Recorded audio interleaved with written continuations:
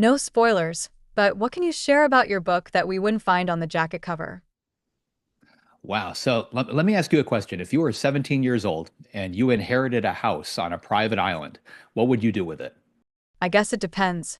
Where are my parents? That's the premise of the story. So we've got a 17-year-old kid. His grandmother passes away, and she leaves him her house, and the house happens to be on a private island. It's about a quarter mile off the coast of the mainland. So he does exactly what you would expect a 17-year-old kid to do. They turn into a party house, someplace where they can hang out away from their parents and have a little bit of fun their senior year before they all head off to college. But drinking and partying and that kind of thing, it gets old very quickly.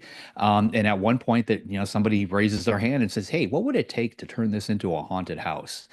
And, they start with what you would expect, Ouija boards and a couple of scary stories. But the tagline for the book is for a haunted house to be born, somebody has to die. So you know where they're going. But a book like this, it's all about the journey.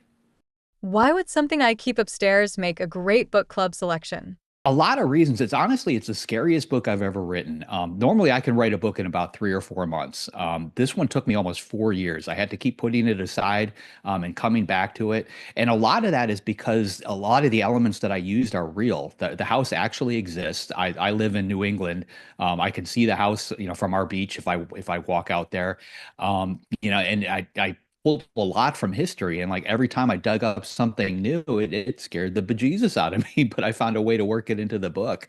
And we're having a lot of fun with this one. We're doing something that I don't think anybody has ever done before. 1 month after publication, we're going to draw the name of one reader, and we're going to allow them to pick three of their friends, and we're going to let them stay overnight in the real haunted house.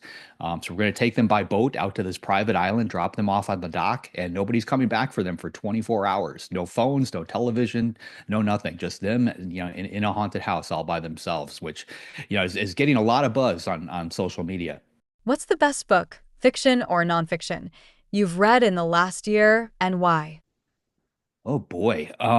If I had to actually pick one, and this is going to sound a little biased, but I just finished a book called The Journals of Spalding Gray, which my daughter found for me, and she gave it to me for Christmas, and she's 7, so she picked it based on the cover. She's like, the cover looks spooky. It looks like something Dada would like to read. But I honestly I loved it. Spalding Gray was a character actor, probably in the 80s and 90s or so. He's one of those guys that appears in a lot of stuff, but nobody really knows who he is. But what I liked about it as an author, it's his actual journal entries.